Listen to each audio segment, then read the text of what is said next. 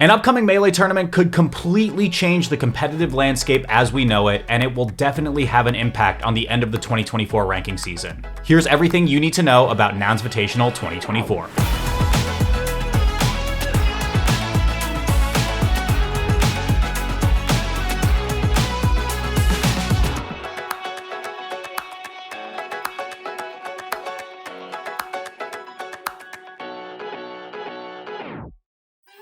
But before we dive into what I even just said, you may be wondering, what the hell even is a Nounsvitational, and why does it even matter in the first place?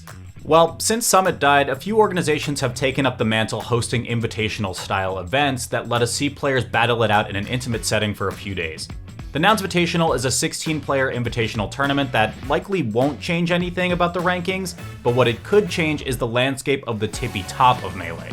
And look, I know that kind of goes against what I just said in the beginning, but hear me out here. Although Zane's pretty much got number 1 for the year on lock, our top 4 has actually been in a dead heat set-wise. Earlier this year, the top 4 of the summer 2024 rankings, Zane, Cody, Mango, and Amsa, found themselves in basically a soft lock. Zane would beat Mango, Mango would beat Cody, Cody would beat Amsa, and Amsa would beat Zane. But in the past few months, that lock has started to break, and a format like this Nounsvitational could really expose if we've entered yet another development in the wild year that 2024 has been. Speaking of, the structure of this event is also quite interesting to me as well. All 16 players will be split into 2 round-robin pools of 8, and the top half of those pools will start in the winner's side of a top 16 bracket. In case that was confusing, that basically means that if you aren't in the top 4 placers of your round-robin pool, you'll start in the loser's bracket and are already playing a match that could eliminate you from the tournament at 13th place. So what's at stake here? I mean, whoever wins this invitational has one more bullet in their holster when it comes to the rankings, and maybe we can see a little bit of a paradigm shift.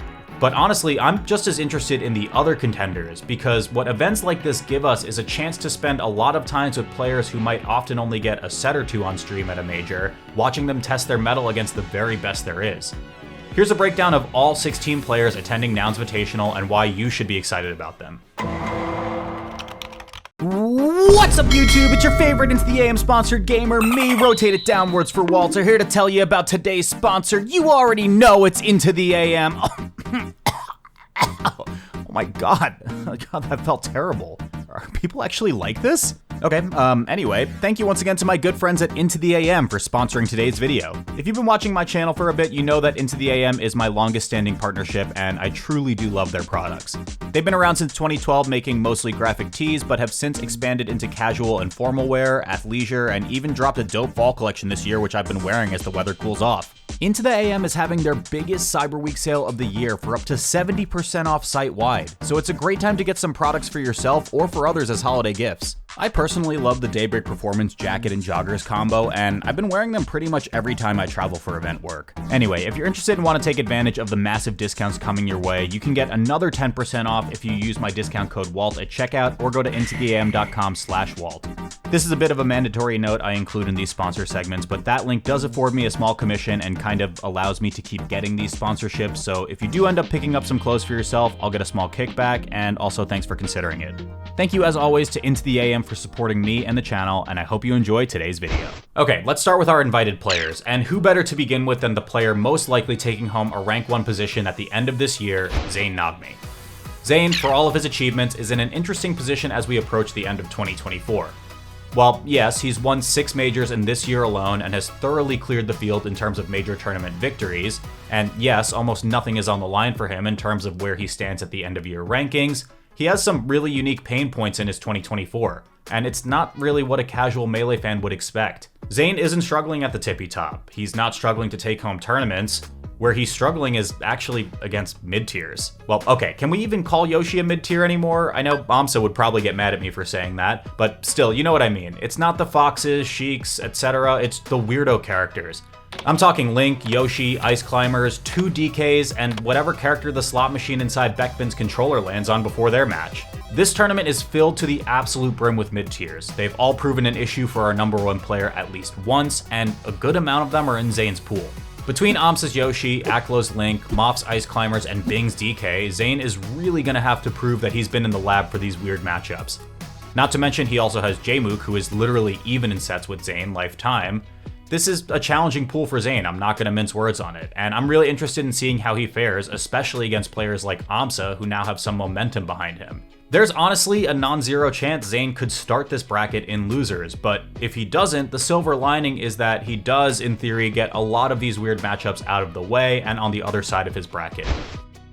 Atop the other pool, we have Cody Schwab, second to Zain in major wins and the most likely contender for global rank 2. Similar to Zain, he's mostly playing for stakes beyond short-term results here, looking to pad his stats in terms of his long-term legacy instead. A win here would give Cody his 12th major victory, which is just one short of Leffen, and would additionally further the gap between him and Mewtwo King, who's at 9 wins, to rank as the 7th most major winning player ever. Cody tends to perform quite well in these longer, more drawn-out formats, as indicated by his performance at the Eggdog Invitational, where he won despite having to play through a grueling tiebreaker all the way back in pools. Like I said for Zain though, in this format, early losses aren't as punishing, and you theoretically get your hardest matchups pushed to the other side of the bracket if everything goes according to plan. The biggest red, or I guess green, flags in Cody's case on Cody's pool are of course his lopsided head-to-head versus Mango, who has the opportunity to tie Cody in 2024 major wins this weekend, and the new major tournament winner entering the history books, Moki. Moki has said himself that he feels his sets versus Cody are really big coin flips, so I'm interested in seeing where the chips fall when they face off again. And once again, like Zain, I'm a bit nervous about how the mid-tiers will prepare for Cody. Cody has said he has a bit of a score to settle with Bing after their match went down as one of, if not the biggest Melee upset of all time, but unfortunately they're not in the same pool. We saw Cody absolutely dismantle Junebug at Supernova, a likely stronger Donkey Kong than Bing, who is in the same pool as Cody, but the other big question mark here lies in Plup and where his cursor ends up landing on the CSS. Again, the name of the game here is making it into the winner's bracket, and if Cody can get there, he has a real chance to win through a bracket of players he performs quite well against. Mango took a pretty explicit break from the game in this quarter of the year and is perhaps suffering from the faded Rivals hands. He had tweeted a bit of smoke after the outcome of Don't Park on the Grass, which of course was a joke, but he's got the chance to prove it now and his pool looks good for it. He's 6-1 on Cody in 2024, was undefeated against Moki in 2023 but lost their only encounter at Collision in this year, and proved he wasn't falling to the Donkey Kong renaissance on multiple occasions. His biggest challenge in this pool based on head-to-head is honestly probably Plup, who he's only played twice since 2023 and has lost in both sets. To quote my good friend Edwin Budding's Monday Morning Marth column on This Weekend, I'm now going to say something that's a joke, so nobody reading this is allowed to be offended. This is such a handcrafted, totally rigged pool to float Mango to the winner's side of bracket. 3 Fox players and a Captain Falcon in the same pool? I'm sorry, but clearly the tournament organizers of this event knew Mango was coming, and as such, nicely presented a sweet platter of fast faller fodder to him. Remember that in this format, it's okay if Mango mails it in versus Plup, Beckfin, and maybe even Junebug. As long as he beats all the fast fallers, he will make it to winner's bracket. Jokes aside, it's really tough to predict what happens after that. My gut tells me he'll exit this pool as the 2nd or 3rd seed and then play one of Amsa or Jmook in winner's bracket before getting sent to losers, beating some fast fallers, and then running out of gas. Our newest major tournament winner is perhaps coming into Nouns with both some pressure to perform and some relief that he's finally gotten one in the history books. After years of being on the precipice, Moki finally completed his quest to a gold medal, doing so in one of the most insane and honestly weird outcomes of Melee history. I already have kind of an entire video on this, but while the way this event went down seemed pretty unbelievable, the conversation of a Moki dub was happening all over the place. He had beaten Aklo, Cody, and Hungrybox before, all players in his path that Don't Park, and while he hasn't yet taken a set over Zain, he's overcome bracket demons in Mango and Jmook in Q1 of 2024. TLDR, the people calling Don't Park a Mickey Mouse run are capping, but we cannot ignore the Zain in the room and his pool. Aside from Zain, Moki is scheduled for a few rematches this weekend.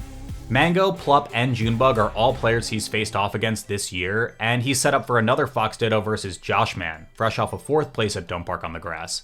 He calls his matches against Cody coin flips, but if he considers all of these coin flips as well, this pool could be tough for the newest major champion. I think Moki will be a huge roadblock for players, but whether he ends up landing in winner's or loser's side of the final bracket will dictate a lot of this tournament's outcome. Here's a fun statistic that means absolutely nothing. When Amsa's at a major, Zain loses, even if he doesn't face Amsa. When Cody's at a major, okay, yeah, that really is a nothing burger, but maybe you catch my drift here. AMSA has become this intensely strange wildcard that stonewalls Zain but gets stonewalled by Cody, so bracket positioning for him has become very important, especially in a format like this. I mentioned before that AMSA most recently beat Cody in 2 sets at LACS Rivals. Perhaps that was thanks in part to him staying with Cody that weekend and receiving coaching from Emily, Cody's coach, but I digress. By the numbers, pools can definitely bode well for AMSA since he's with Zain and is unlikely to lose to Moff being an agent, but he's also got a Jmook hidden in there as well, who's won their last 3 tournament sets. But here's the catch. If seeding goes as projected and AMSA makes it out of this pool on the winner's side, he'll likely have to play one of Mango, Cody, Plup, or Moki, which is honestly pretty bad. By set record, his best case scenario here is Mango, and he doesn't want to touch Cody, Plup, or Moki with a 10-foot pole. But this is a situation where a good pools performance could honestly, unfortunately, lead to a very unceremonious bracket for the Red Yoshi. Plup showing here is bittersweet. Unless he randomly decides to go to Platfight in the following week, this will likely be his last event of the year, meaning he actually will not qualify by attendance for the end of year rankings. Once again quoting Edwin Budding, "It's a shame. His year's actually been quite strong by the results, even with a major where he chose to go Samus for fun and casually whoop Jmook. With only losses to Spark, Cody, and Zain on the year, he also has wins over the likes of Salt, Sunsei, Joshman, Moki, Triff, and AMSA. This is a player who, with enough attendance, could have probably been in contention for top 5. At the same time, it's probably the right call to not consider him active for what it's worth. As for Nounsvitational, Plup's pool is a bit weird, and it kind of changes a lot if he tries out the Samus again. Cody is a bit of a wash by set record, at least for his Sheik, but Mango and Moki seem very doable, and in fact, similar to Cody, Plup could quietly march his way to a podium here if pools go his way. The player some thought could be the #1 player in the world in 2023, called Mr. Consistent, has been on a bit of a roller coaster ride. It may surprise an uninitiated fan of the game to hear me say that someone with multiple wins over Zain this year, someone who almost 6-0'd Cody at Warehouse War, and someone who won SoCal Star League with 2 sets over AMSA could have a rough time at the Nounsvitational. Jmook absolutely still looks good against the top brass, don't get me wrong, but against a field of hungry new contenders, his pool here looks quite difficult. He does get a Donkey Kong, leaving his pool with Zain, 2 Fox players in Aklo and Sunsei, who have started to look like tough player matchups for Jmook, and Moff, who won their last set a year ago.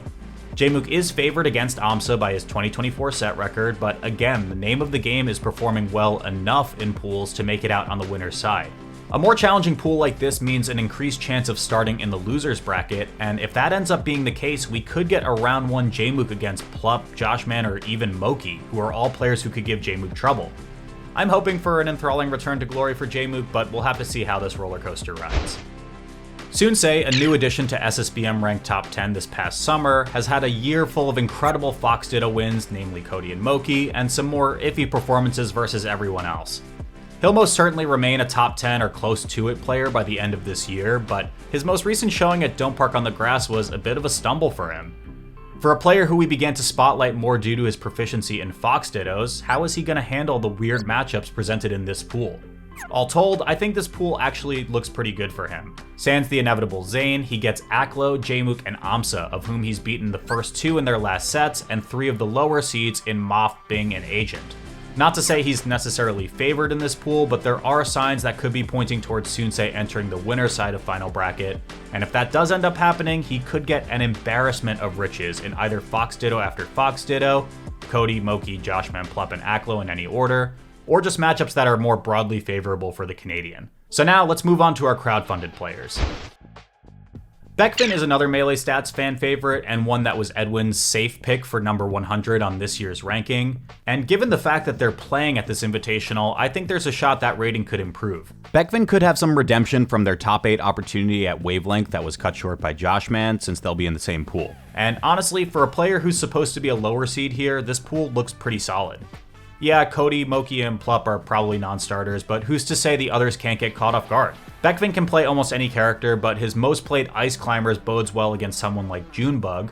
Also, just as a bit of flavor text, but Beckfin has said on record that they want to random ditto almost anyone because they think their randoms are the best in the world. But all in all, Beckfin, like Agent, who we'll get to in a minute, has a tall order ahead. But the good thing about a situation like that is you can only go up. Second. Aklo has the tools to beat the best player in the world, and after Moki's victory at Don't Park on the Grass, he is the obvious candidate for next up to win a major.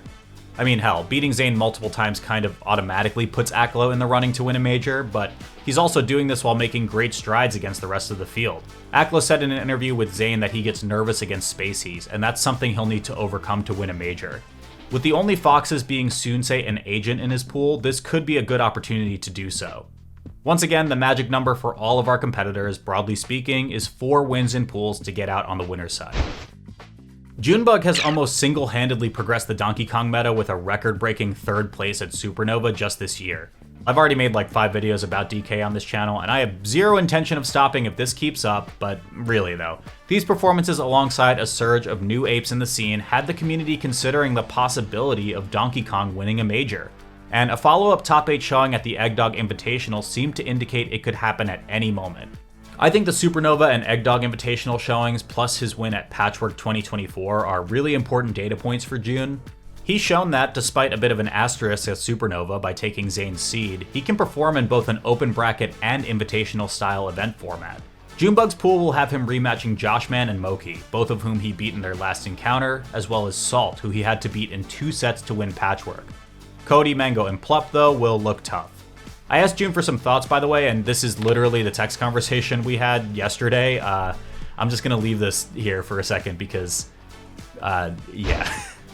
I think anyone who knows Melee is now familiar with the name Bing. While Junebug appears to have taken up the title as the leader of the bunch, everyone knows Bing from beating Cody in what will likely go down as the biggest upset by seeding ever.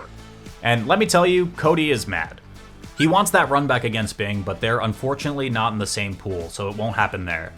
As for Bing's pool though, it looks tough. Good-ish news? 3 Spaceys. Medium news, Zayn plays Marth, and we technically have a data point that shows Bing can beat a top 1 to 2 player. Bad news, one of the Foxes is Aklo, Amsa exists, and he gets 2 absolutely brutal matchups for DK in Jmook Sheik and Moff's Ice Climbers. However, in the time since beating Cody, Zanya, a New York Sheik player, has finally gotten Bing to give up on the ape, so I'm curious as to if we'll get some counter picks for these more slanted matchups. The point is, Bing is back on the big stage here, and between him and Junebug, we officially have more Donkey Kong mains at an invitational than we do Sheik, Captain Falcon, Yoshi, and Ice Climbers. And that's actually crazy, so. Before Moki and Aklo's surge, Salt really seemed like she would be the next one in line to get a major. Her story in the game is so interesting to me because she's consistently proven she has what it takes and gets great placements, but kind of lacks real standout wins. There was a time where some might have thought she was the strongest Captain Falcon we had, and while nothing has necessarily changed aside from Wizzy getting back into the mix, it just seems like the field has been moving at a blisteringly fast pace. Salt has yet to take a win over a top 5 player, and her pool here honestly looks like one of the more brutal ones you could get. There are 4 Captain Falcon killers here in Mango, Plup, Cody, and Moki, and while she's come close to beating some, even Junebug is even in sets with her this year. That leaves Joshman, who's won twice over Salt this year, and Beckfin, the bottom seed of this pool. If Salt ends up in the loser side of bracket, the silver lining here is that she could end up skating past the first elimination match by setting herself up against a Bing or an Agent, but after that it could be tough. Speaking of, Agent is a player who was scouted out by the Melee Stats cohort as a potential breakout player in this year, and he's since entered top 100 consideration territory. Real late-night netplay grinders know just how cracked this guy has been for a while, but the biggest question surrounding Agent is if he can beat any of the competition here, and unfortunately, in this type of competition, somebody has to lose. Agent rounds out a triple upstate New York pool, which includes Jmook and Bing, who are all in this pool in order to not have to play each other in bracket because they played at an upstate event the week prior. Also in this pool are Zayn, Amsa, Aklo, Sunsei, and Moff. The Australian Phenom was also a part of that history-defining Don't Park top 4 and made a huge step forward with a 4th place finish. Joshman wears his heart on his sleeve, and while he was obviously happy for Moki's win, you know he's gotta be thinking that that could have been him. With a win over Aklo and Kadoran at the Function 4, Josh has to be feeling good, but this pool is hard. There's 1,000,001 Foxes, he has Junebug who beat him in their most recent set, and like I said before, a rematch against Beckfin, which looked quite close at wavelength. Who I imagine he would have really wanted here was Jmook in his pool, as Josh has really started to turn the corner versus him in their head-to-head. And in all honesty, the Foxes are kind of a tough one to predict. But here's the thing. 2 years ago, when Josh made his historic run for Australia at GOML 2022, he beat Cody and Moki, so everyone has to know he's great at the Fox Ditto.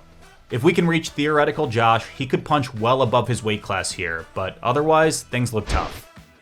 And lastly, we have Mop, who had qualified from the Matcha Cup Last Chance qualifier. Before Nikki had his runs, it seemed like Moff might be the next Ices to randomly break into the top 20, as we've always had at least one. Moff has to be thrilled to see Jmook in this pool, but that may be about where the happiness ends.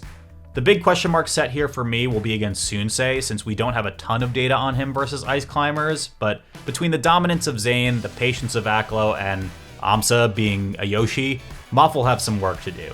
The crazy thing about Moff's position here is that almost immediately following Nikki's run at Dome Park, which goes down as one of the most impressive Ice Climbers runs of all time, Moff could also make a bit of a run here as well that only relies on making maybe one upset.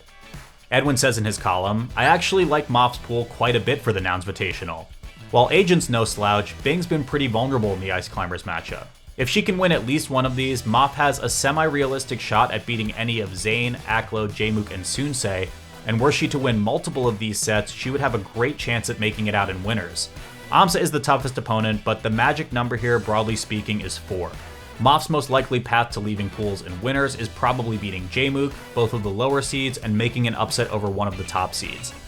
Because we're having fun here, I'm going to take the presumptive over on her performance. I think Moff becomes the underdog run of the tournament by not only making winner's bracket, she's then going to nab another win or two in the final bracket and get her first top 4 at a major ever. Like I alluded to earlier, Zane has won the lion's share of majors this year at 6 and is more or less locked in at number 1 for the 2024 end of year ranks. For just straight up major wins, behind him is Cody Schwab at 3, Mango at 2, and first time major winner Moki at 1. Which, don't worry by the way, I'm already making another video to talk about how absurd it is that we have another new major winner in 2024, but you should still leave a comment anyway saying you want to see that because engagement and stuff. But if you were only looking at major wins, I don't really think the oh-so-valued narrative is all that interesting. Zane is winning practically everything, Cody, last year's number 1, is playing a little bit from behind, and Mango is still showing he has some gas left in the tank, maybe. However, if you read in between the lines a bit, you'll see this year in Melee has honestly been one of the most insane years ever. 2024 has absolutely been the year of the mid-tier. Donkey Kong, Link, maybe Ice Climbers, all characters, if you even want to call them mid-tiers, that were very, very rarely used in competitive play who are now somehow starting to find a stride in 2024. I said it before and I'll say it again, Melee is one of the only competitive titles out there that somehow keeps getting better and better. Every single storyline weaving into such a majestic symphony of competition is once again going to collide to our end of year with fireworks, and I can't wait to see it all unfold.